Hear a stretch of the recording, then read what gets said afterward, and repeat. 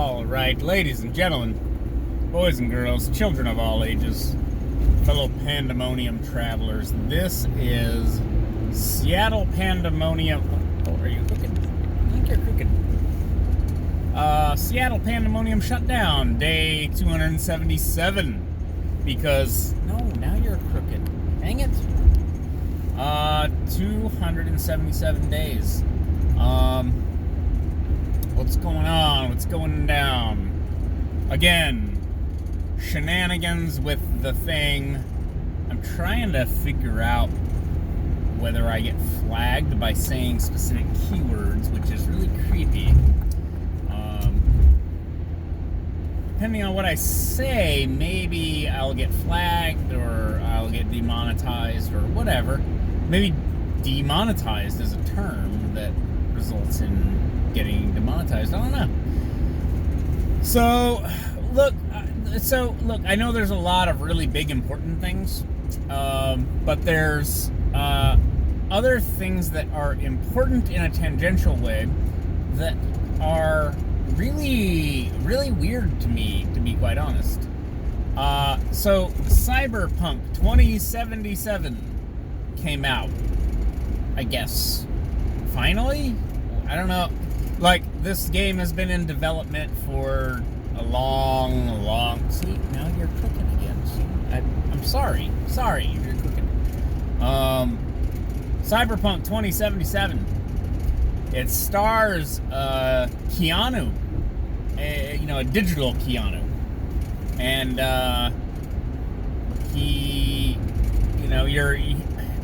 look, it's a cyberpunk future. You're in some, mega city thing, and it's the future that we're sort of headed toward, kind of, maybe, like, aspects of it will be true when we get there in 2077. I mean, I admire people's optimism that we're gonna get that far. But I want to just address just a general issue, you guys. Okay, look, back in, like, 1998, 96... 90... No. I can't go back too far without discrediting myself. I'm going to say like 1996. It was 1996. I had a Pentium 386 processor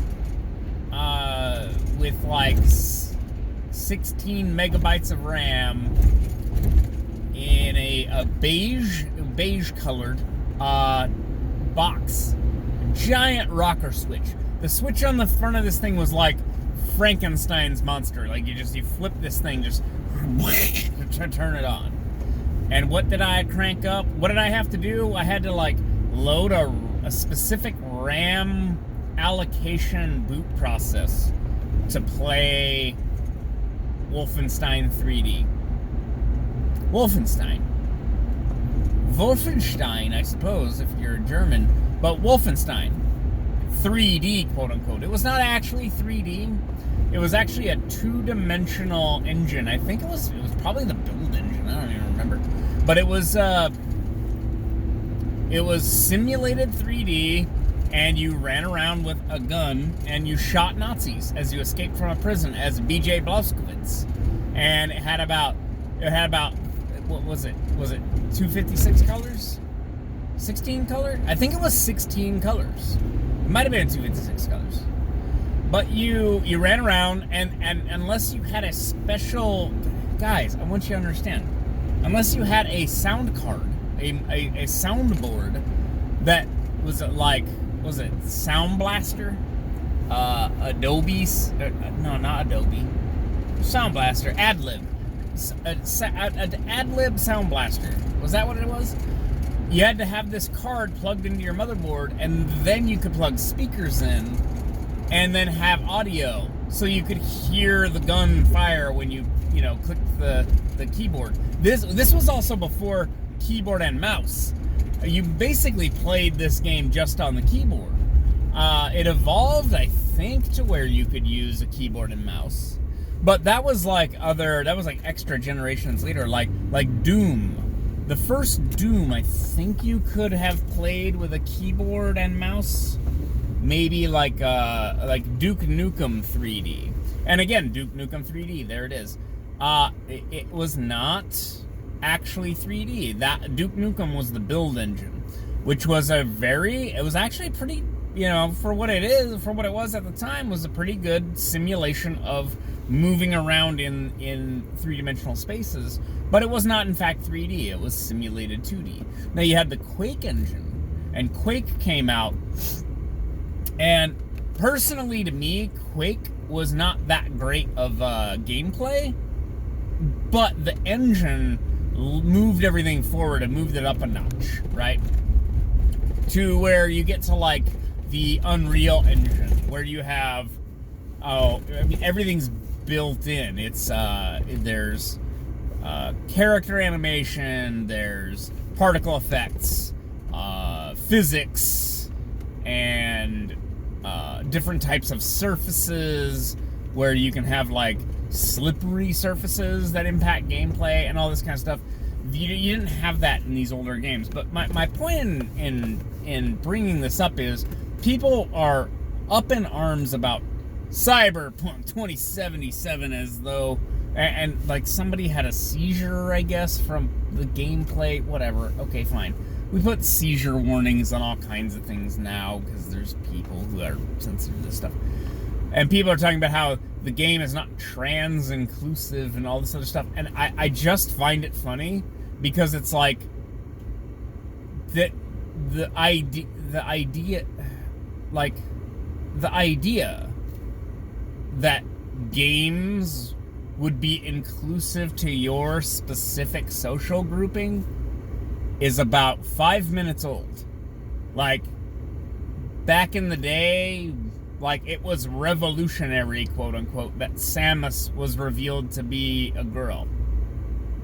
Maybe Samus was a trans man, I don't know, who identifies as a girl. I don't know, but I don't care either. It didn't matter. And this whole idea that there's some kind of controversy around the gender inclusiveness of video game characters is nonsense.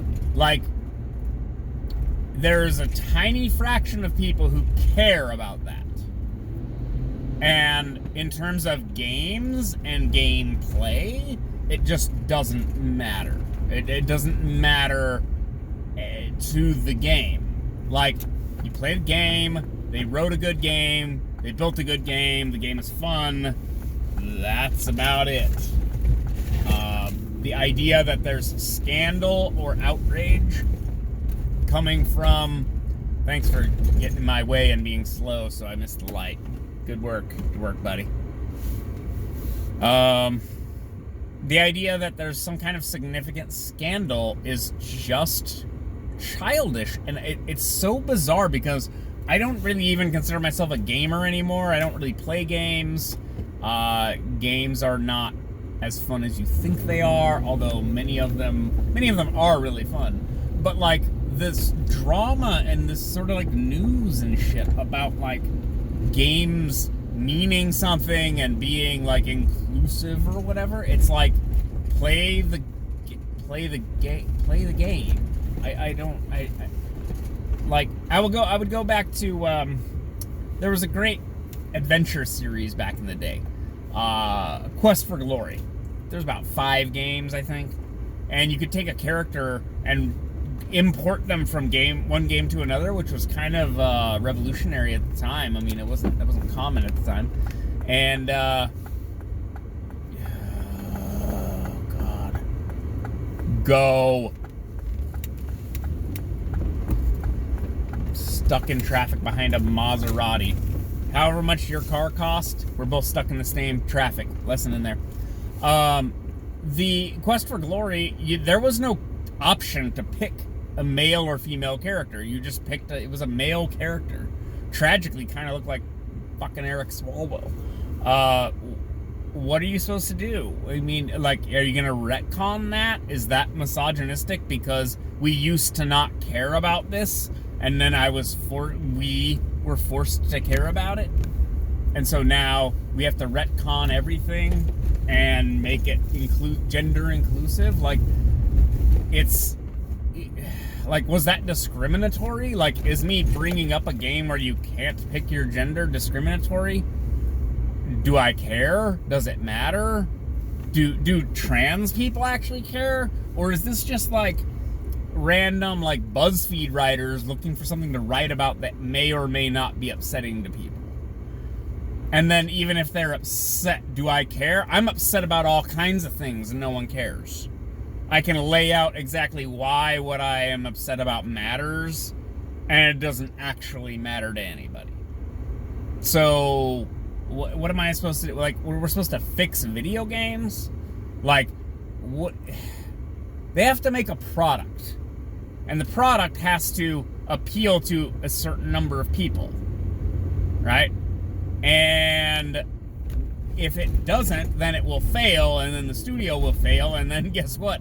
No more video games.